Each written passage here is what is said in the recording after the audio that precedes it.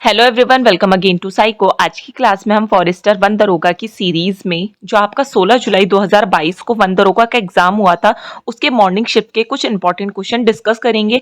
तो स्टार्ट करते हैं आज की सीरीज के पहले क्वेश्चन के साथ।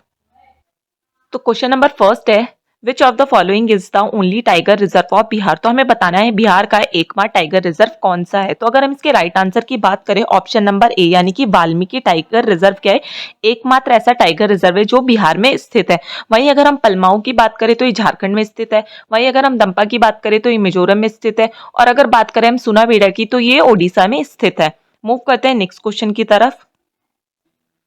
क्वेश्चन नंबर 2 है, वेयर इज द सीता नदी वाइल्ड लाइफ सेंचुरी लोकेटेड। तो हमें बताना है कि जो सीता नदी वाइल्ड लाइफ सेंचुरी है वो कहाँ पर स्थित है। तो इसके राइट आंसर की बात करें, ऑप्शन नंबर ए छत्तीसगढ़ इसका राइट आंसर होगा, क्योंकि जो सीता नदी वाइल्ड लाइफ सेंचुरी है वो छत्तीसगढ़ में स्थित है। वहीं अगर हम बात करें तेलंगाना की, तो तेलंगाना में कावल जो टाइगर रिजर्व है वो स्थित है। अमरबाद जो टाइगर रिजर्व है वो भी स्थित है। साथ में अगर तमिलनाडु की बात करें तो वहां पे मुंदुमलाई वाइल्ड लाइफ सेंचुरी स्थित है। कर्नाटका की बात करें तो वहां पे बंदीपुर हो गया, नागरहोल हो गया, ठीक है, वाइल्ड लाइफ सेंचुरी स्थित है। लेकिन सीता नदी कहाँ पर स्थित है, छत्तीसगढ़ में। मूव करते हैं नेक्स्ट क्वेश्चन की तरफ। क्वेश्चन नंबर थर्ड है, pick the bird sanctuary located in the Kerala. तो केरला में जो बर्ड सेंचुरी है वो हमें बतानी है। तो अगर हम इसके राइट आंसर की बात करें तो ऑप्शन नंबर बी पथिरमनाल द्वीप इसका राइट आंसर होगा। पथिरमनाल द्वीप है वो एक ऐसी वाइल्ड लाइफ सेंचुरी है जो कहाँ पर स्थित है, केरला में। वहीं अगर हम बात करें वेतांगुड़ी की, ये तमिलनाडु में स्थित है।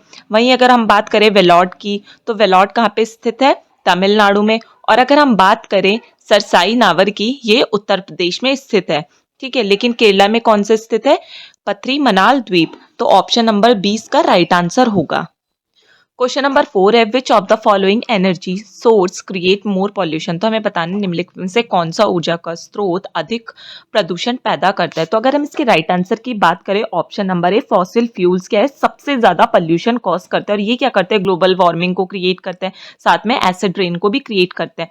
क्योंकि अगर हम बात करें फॉसिल फ्यूल की, तो इसमें क्या आ जाते हैं, कोयल हो गया, कोयला यानी कि पेट्रोलियम, या फिर कुछ जो नेचुरल गैसेज है वो इसमें आ जाती है। अब क्या होता है, जो ये कोयला हो गया या फिर ये जो जीवाश्म ईंधन हो गए, ये क्या करते हैं, बहुत ज्यादा मात्रा में कार्बन डाइऑक्साइड, सल्फर डाइऑक्साइड और नाइट्रोजन डाइऑक्साइड जैसी हार्मफुल गैसें रिलीज करते हैं। अब ये गैसें क्या करती है, एयर पोल्यूशन कॉज करेगी। और जब एयर पोल्यूशन होता है तो इसके कारण क्या होगा, एसिड रेन हो गया, ग्लोबल वार्मिंग जैसी स्थिति उत्पन्न होती है, ठीक है। तो ये क्या करते हैं, सबसे ज्यादा पोल्यूशन को कॉज करती है। यानी कि इसका राइट आंसर क्या है, ऑप्शन नंबर ए फॉसिल फ्यूल या फिर जीवाश्म ईंधन। नेक्स्ट क्वेश्चन की तरफ मूव कर।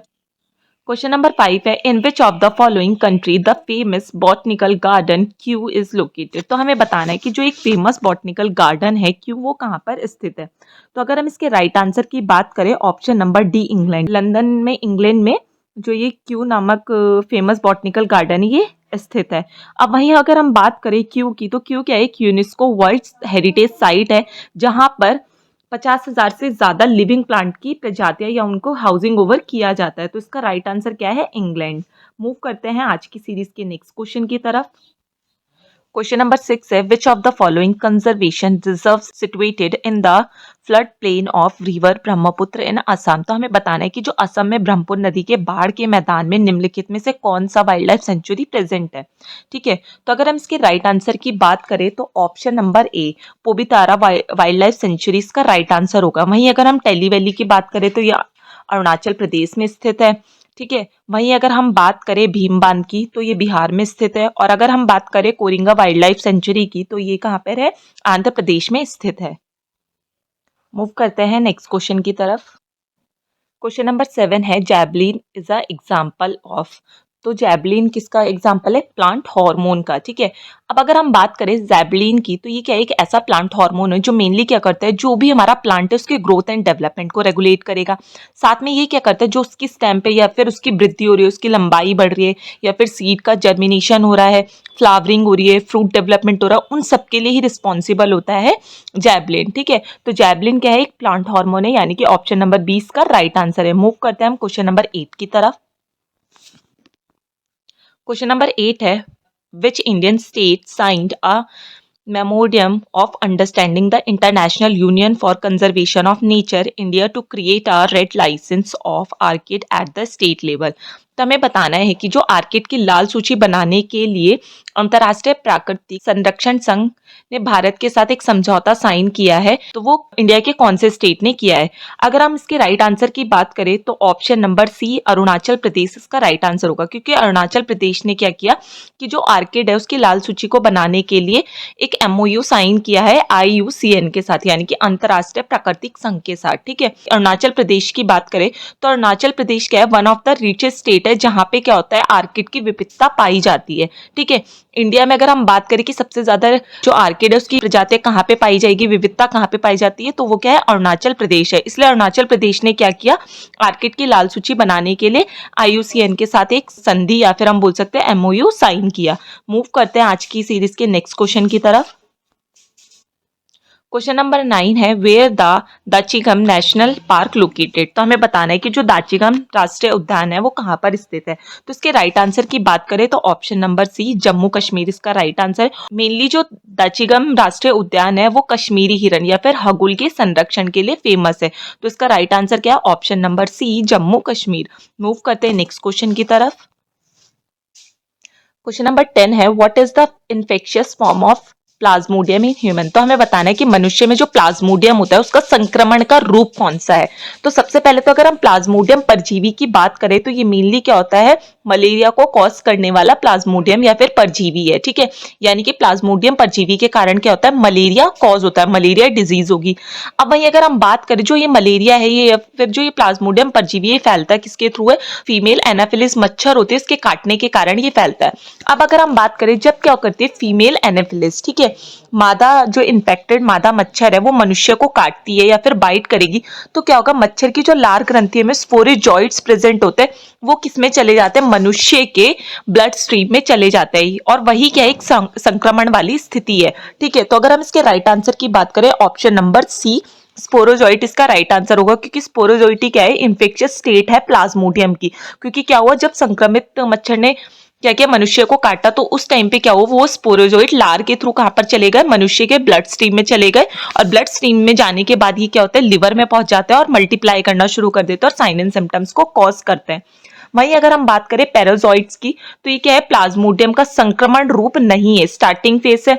वहीं अगर हम बात करें कॉन्ड्योजॉइट की तो कॉन्ड्योजॉइट क्या है, फंगस से रिलेटेड है, मेनली जो फंगल इन्फेक्शन हो गया, फंगाई हो गया, उससे रिलेटेड है। और अगर हम बात करें रोफोजोइट्स की तो ये क्या है, जो प्लाज्मोडियम है उसका संक्रमण रूप नहीं है, क्या है, डेवलपमेंटल स्टेज है उसकी। ठीक है, जब वो बहुत ज्यादा डेवलप हो जाते हैं तो उस वाली स्टेज को हम क्या बोलते हैं, रोफोजोइट्स बोलते हैं। तो इसका राइट आंसर क्या है, option number C sporozoite. Move करते हैं नेक्स्ट क्वेश्चन की तरफ। क्वेश्चन नंबर 11 है the vacuoles is bounded by a single membrane called. तो हमें बताना है कि जो रिक्तिका नामक एक झिल्ली है वो किससे बनी होती है। ठीक है, तो अगर हम इसके राइट आंसर की बात करें ऑप्शन नंबर बी टोनोप्लास्ट का राइट आंसर होगा, क्योंकि जो टोनोप्लास्ट होते हैं ये क्या है, एक सिंगल मैम्ब्रेन है। ठीक है, और ये कहते हैं वैक्यूल को घेरने वाली झिल्ली होती है, यानी कि टोनोप्लास्ट क्या है, जो वैक्यूल है उसको घेरने का काम करते हैं, और ये क्या होती है, सिंगल मैम्ब्रेन होती है। अब अगर हम बात करें टोनोप्लास्ट की तो ये क्या करती है, पानी हो गया, आयंस हो गया, या फिर जितने भी अन्य पदार्थ हो गए उनके ट्रांसपोर्टेशन में या फिर उनकी स्टोरेज में हेल्प करेगी या फिर उनको रेगुलेट करने का काम करती है। तो ऑप्शन नंबर बी टोनोप्लास्ट का राइट आंसर होगा। वहीं अगर हम बात करें क्लोरोप्लास्ट की तो क्लोरोप्लास्ट क्या है, डबल मैम्ब्रेन ऑर्गेनेलीज है, और मेनली फोटो जो सिंथेसिस होता है, फोटोसिंथेसिस उसके लिए रिस्पॉन्सिबल होगा। वहीं अगर हम बात करें क्रोमोप्लास्ट की तो क्रोमोप्लास्ट भी सिंगल मैम्ब्रेन प्लास्टिड है, और ये क्या करता है, फल हो गए, फूल हो गए, उनको रंग प्रदान करने का काम करेगा। और वहीं अगर हम बात करें ल्यूकोप्लास्ट की तो ल्यूकोप्लास्ट क्या करते हैं, ये क्या होता है, रंगहीन प्लास्टिड है, तभी इसको हम क्या बोलते हैं, अवर्णीय लवक बोल रहे हैं। ये क्या होता है, रंगहीन प्लास्टिड है, जो खाद्य पदार्थ हो गए, ठीक है, या हम बोल सकते हैं शर्करा, वसा, प्रोटीन हो गए, उनके भंडार के रूप में सहायक करते हैं, यानी कि स्टोरेज का काम करते हैं उनके। ठीक है, तो इसका राइट आंसर क्या है, टोनोप्लास्ट, क्योंकि यही क्या करते हैं, वैक्यूल्स को घेरने का काम करते हैं और सिंगल मैम्ब्रेन होते हैं। मूव करते हैं नेक्स्ट क्वेश्चन की तरफ। क्वेश्चन नंबर 12 है which among the following canal passes through the mid brain. तो हमें बताना है कि निम्नलिखित में से कौन सी नलिका मध्य मस्तिष्क से होकर गुजरती है। तो इसके राइट आंसर की बात करें तो option number B cerebral aqueduct. अब अगर हम बात करें सेरेब्रल एक्वाडक्ट की तो ये क्या होते हैं, इसको हम एक्वाडक्ट ऑफ सेल्वाइस भी बोलते हैं। जो ब्रेन में हमारी सेल्विस प्रेजेंट होते हैं उसमें ये प्रेजेंट होते हैं। अब ये क्या करते हैं, जो ब्रेन में वेंट्रिकल्स होते हैं, थर्ड वेंट्रिकल और फोर्थ वेंट्रिकल, इन दोनों को कनेक्ट करने का काम करते हैं, या हम बोल सकते हैं ये क्या करते हैं, डाईएन्सेफेलॉन को मिड ब्रेन से जोड़ने का काम करेंगे। और इन्हीं थर्ड वेंट्रिकल और फोर्थ वेंट्रिकल का जब कनेक्शन होता है तो तभी क्या होगा, जो CSF होता है सेरेब्रोस्पाइनल फ्लूइड, उसका प्रवाह होगा, ठीक है, या फिर वो क्या होगा हमारे उन वेंट्रिकल में फ्लो करेगा, ठीक है। और वो किसके थ्रू होता है, जो सल्वस होते हैं या फिर एक्वाडक्ट ऑफ सल्वाई के थ्रू होगा, या फिर सेरेब्रल एक्वाडक्ट के थ्रू। तो इसका राइट आंसर क्या है, option number B, cerebral aqueduct. Move करते हैं नेक्स्ट क्वेश्चन की तरफ। क्वेश्चन नंबर 13 है, which of the following is the symbiotic nitrogen fixation bacteria. तो हमें बताना है कि निम्नलिखित में से नाइट्रोजन से स्थिरीकरण जीवाणु कौन सा है, ठीक है। तो अगर हम इसके राइट आंसर की बात करें तो ऑप्शन नंबर सी, राइजोबियम, इसका राइट आंसर होगा। सबसे पहले तो हम बात करते हैं कि नाइट्रोजन फिक्सेशन है क्या। तो नाइट्रोजन फिक्सेशन क्या है, एक ऐसी प्रक्रिया या फिर ऐसी प्रोसेस है जिसमें क्या होगा, जो वायुमंडल में उपस्थित नाइट्रोजन होती है वो पौधों के लिए उपयोगी यौगिकों में कन्वर्ट हो जाते हैं, जैसे कि अमोनिया हो गया, नाइट्रोजन नाइट्रेट हो गया।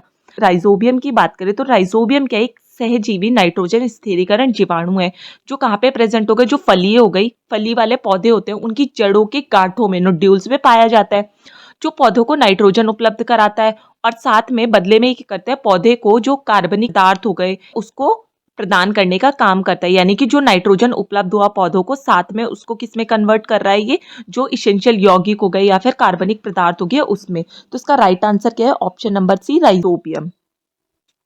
नेक्स्ट क्वेश्चन नंबर 14 है, which country has the world largest solar cooker program. तो हमें बताना है कि किस कंट्री में वर्ल्ड का लार्जेस्ट सौर कुकर कार्यक्रम चलाया जाता है। तो इसके राइट आंसर की बात करें तो ऑप्शन नंबर सी, इंडिया, इसका राइट आंसर होगा। इंडिया में world largest solar cooker present है, जो मेनली कहाँ पे प्रेजेंट है, महाराष्ट्र में शिरडी टेम्पल में। और यहाँ पे क्या होता है, प्रतिदिन 50,000 से ज्यादा लोगों के लिए खाना बनाया जाता है। तो इसका राइट आंसर है इंडिया। मूव करते हैं नेक्स्ट क्वेश्चन की तरफ। क्वेश्चन नंबर 16 है, which of the following is a natural resource. तो हमें बताना है कि निम्नलिखित में से कौन सा एक प्राकृतिक संसाधन है। तो इसके राइट आंसर की बात करें तो ऑप्शन नंबर डी, कोयला, यानी कि कोयला इसका राइट आंसर होगा। क्योंकि कोयला क्या है, जब लाखों वर्ष हम जो भी पेड़ पौधे हो गए उनका जब अपघटन होता है तो उनका जो अवशेष बनेगा उनसे कोयला बनता है। और कोयला क्या है, एक नॉन रिन्यूएबल नेचुरल रिसोर्स भी है। तो इसका राइट आंसर क्या है, ऑप्शन नंबर डी। मूव करते हैं आज की सीरीज के लास्ट क्वेश्चन की तरफ। तो क्वेश्चन नंबर 17 है, which of the following community in Rajasthan has a religious tent of conservation of forest and wild life. तो हमें बताने की कौन सी ऐसी कम्युनिटी है राजस्थान में जो वन और वन्य जीव के संरक्षण का एक धार्मिक सिद्धांत फॉलो करती है। तो अगर इसके राइट आंसर की बात करें तो बिश्नोई कम्युनिटी, यानी कि ऑप्शन नंबर सी इसका राइट आंसर होगा। अब जो बिश्नोई कम्युनिटी हो गया, मेनली जब 1730 में खेजडाली हत्याकांड हुआ था तो उसमें क्या था, अमृता देवी बिश्नोई हो गए और बहुत सारे बिश्नोई भाई बंधुओं ने क्या किया था, खेजड़ी में जो पेड़ कट रहे थे उनके संरक्षण के लिए या फिर उनकी रक्षा के लिए अपनी जान दे दी थी। और तभी से क्या होता है, जो बिश्नोई कम्युनिटी है वो क्या करती है, जितने भी हमारे वन हो गए, वन्य जीव को संरक्षित करने के लिए एक डीप रिलीजियस सिद्धांत फॉलो करती है। तो इसका राइट आंसर है option number C, Bishnoi community. तो आज की क्लास में इतना ही। नेक्स्ट क्लास में हम 2022 के जो वन दरोगा के एग्जाम होते हैं उसकी इवनिंग शिफ्ट के क्वेश्चन को डिस्कस करेंगे। तो आज के क्लास में इतना ही। Thank you everyone, have a nice day.